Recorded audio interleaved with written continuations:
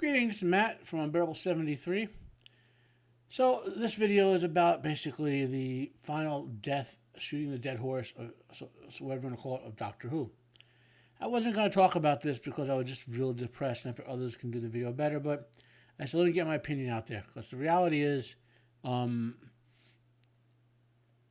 are a couple issues to focus on. I hear some people talk about some of it, and people keep talking about the broader issue. I'm just going to share my thoughts. Okay? So, and I'm not going to believe this with a 20-minute rant or whatever, or montage. I love Doctor Who. We have the first 27 plus about 13 seasons, basically through Capaldi, right? Basically from Hartnell through Capaldi. A lot of great Doctor Who in there, a lot of good Doctor Who, and even some bad Doctor Who that's fun to watch, right? And then you get Dr. Jodie with one episode that's watchable, which is like our second episode, and it's kind of average at best. And I couldn't watch. I watched after the first or second episode of her second season. I couldn't do it anymore. And then I'm back. I get stuck in back like everyone with Tennant, and we get the horrible Children in Need special. Then the horrible part 1 of the 60th anniversary special. Then the horrible part 2 of the 60th anniversary special. And now I can't make myself watch the whole part 3 of the 60th anniversary special. I just can't do it. So let's give you some points. RTD doesn't understand Doctor Who. You can see by the title, RTD killed off Doctor Who again, that I think us as fans globally misunderstood this man as a creator. Okay. I think he liked Doctor Who. I think he even participated, and that's what a lot of us thought. He knew it. He understood Doctor Who because he wrote an EU novel and he read some EU stuff. He may have been a fan of some of it, okay, but I don't think he understands like the medium, okay, or the characters. Because starting with the Children Eat Special, he would not have done what he did, which is retconning Davros and then saying that Davros was disabled and it was discrimination, that you couldn't, it was a caricature of saying disabled people were evil or some stupid crap like that. So here's a clue, RTD. Davros is not disabled. Left is classical Davros. The middle is the stupidity he introduced, and the right is a picture of a Dalek. You can't see it all because I grabbed this from Crystal Eccleston's Dalek episode. Davros considers humans to be a crappy life form, okay? He considers that little squiggly Lovecraftian squid monster on the left in the armor to be the ultimate life form, okay? Davros wishes he could turn himself into that. He is in this chair due to combination of the results of the wars damaging his body on their home planet and cybernetically enhancing himself. That he's not in a wheelchair, he's in a life support system, and he's a cyborg. And if he could transform himself into that little squid monster, he would do that. Okay, and those squid monsters cannot exist outside of those Dalek armors. They're basically designed to be inside the Dalek armor. Okay, so the RTD's idea that this is somehow a knock on disabled people or whatever is stupidity. That's the first point I want to make in this. And the second point is that not just that his woke ideology has hurt him, but his lack of understanding of Doctor Who, because Doctor Who has had disabled characters before, and we've been fine with them, good or ill. Yeah. And the second thing I'm not going to belabor this. So we see on the left is Captain Jack Harkness, a character almost all Doctor Who fans love. A character in the middle there, Rose 2.0. And we see the bi-generation Doctor. Now, let's play a little game. Which one of those three do the fans love? Okay? So Doctor Who fans are willing to embrace some concepts and ideologies that maybe we're not all personally comfortable with. Captain Jack is a bisexual character, blatantly so. Maybe even a little more so than should be in a children's TV show. But in England, they're a little further over that way than we are, and of the social edge. Okay,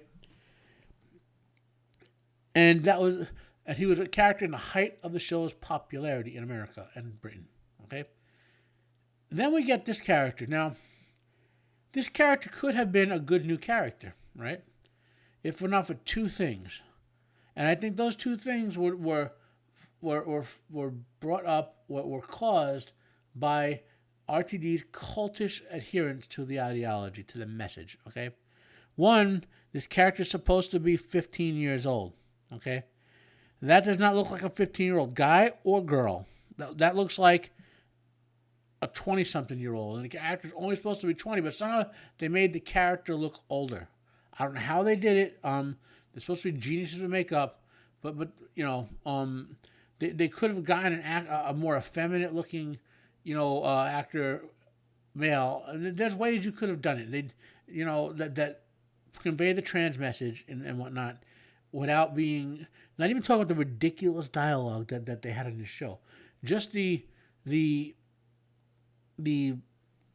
stupidity of this particular character, okay? And then they named the character Rose, as if they're trying to say, well, this is like Rose 2.0. Well, the fans, generally speaking, liked Rose, okay? She got a little too much when she kept coming back, but under Eccleston and first season of Tennant, the fans liked it, okay? They should have named this character another character to make her truly a unique, and I'm calling her. I'm willing to go with the fact that this is an adult character actor who wants to be called a particular. I have no problem with personally doing that, right? Real diversity is not taking something that exists and making it something different. It's adding something new, okay? I'll get back to this in a minute. Going up on the right. This could have been a chance for an actual real diversity. But instead, they've, right, for example, what they're going with this by generation is, one, they're keeping Tennant around to be nostalgia bait for specials. So you'll see Ngatwa's regular season, then like an extra holiday special with Tennant in it, and so forth, to try to boost ratings. Two, the premise they're going with is that Ngatwa is leaving behind all the burdens of the Doctor with the white part of him, the European part of him, right? And now he's going to be a carefree gay black man. Okay, that's the premise. That's the analogy with the dialogue and that they're doing the opposite of what we learned in science fiction and Star Trek all enough. That a person is the sum of their parts. The good and the ill make you who you are. So now we have they're saying the old Doctor was all depressed and they have nothing good now because it's all moved on to the new the replacements, the people of the colored Doctor. Instead of adding a new character in, maybe a new Time Lord who adventured with the Doctor, who happened to be black and gay, and then it could have a spin-off show. There's ample room to have targeted spin-offs, and no. You can't give people of color and minorities something new and unique and original. You have to tell them, no, you're not good enough. RTD is saying you're not good enough to have something original. You need sloppy seconds, and we're just going to take a decent character, destroy them, and then leave you the leftovers. That's what happened with Dr. Jody, and now it's what happened with Dr. Scooty, I guess you would say. So we have two of three characters, who were flawed to begin with by writing design, even though they're coming from their paradigm where they think they're right about everything. Okay. Doctor Who has been around since before I was born. There's decades and decades of stuff we could go back and watch, and there's so much of it that you might not watch an episode for once every 15 years. It fades from memory. You watch it and get right back into it. I know some of them are modern only fans who are still disappointed with this stuff, have trouble with the older stuff. I get that, but that's to you and your own. The point is, almost no one likes the Chibnall and now this nonsense. It's a shame. This is something for multiple generations and multiple ages. A kids show that adults could watch and with a little viewing jokes and enjoy. And it's been ruined. It's just been ruined. And I feel all the joy I had when I watched a Doctor Who as a kid, now it's stuck there. Because I'm 50 years old. I have health issues. I'm hoping to live to 60 or 70. I'm working on my health issues, but I'm not, I doubt I'm ever going to see this show rebooted again and brought back to the classic, right? Because it's at least a decade or more away for this cultish woke ideology to pass. So that's my take on it. It's hopefully a short take. Like I said, I don't want to belabor this. I've been going for 10 minutes already. Thank you for listening. Go back and watch classic that too, and more importantly, buy original media. I normally wouldn't say even spend money with the BBC, but before they can alter these old episodes to be woke corrected, get those Blu-rays.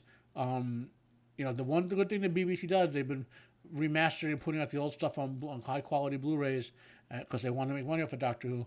Well, that's the one case where I'll say give money to the BBC and get the Amazon, it's fine. Or if you get good quality used copies off eBay, that's fine. Or Marketplace or any other thing like that. But own the original media because you can't trust that they're not going to alter this stuff. It's being broadcast on Disney Plus and whatever now. You just can't trust it anymore. Own original media. My name is Matt. Go back and watch some classic Doctor Who. Don't watch this crap. I'm done with it. I am not watching the third episode beyond skimming through it, which I did already. I'm not watching the Christmas special. I'm not watching the season 1 Gawa because they've already set him up. You can't even blame the actor. I think the actor is legitimately a Doctor Who fan. The actor seemed on his own honest about his view on point, even though I disagree with him. He is being set up to fail the same way Jodie Whittaker was set up to fail. I want people to remember that, okay? They're being set up to fail. Even if the woke agenda, even if they're on board with the woke agenda, they're still being set up to fail because they don't write it, they don't direct it, they don't hire the other actors and so forth. They're just playing the role, and they're just being. Dr. Jodie was set up to fail. Scooty Ngawa is being set up to fail even worse. He's going to be known as the guy who basically was the laughing stock of Doctor Who, the final sloppy seconds. Thanks to RTD and the BBC and the woke Marxist cult who don't respect minorities at all, he's basically being told you're not good enough to play a character on your own. You need sloppy seconds. You need a handoff character. My name is Matt. This is Unbearable 73. Watch classic Doctor Who or Star Trek and other classic shows. Don't watch modern crap because it sucks. Buy original media. Have a nice day, and I am out of here.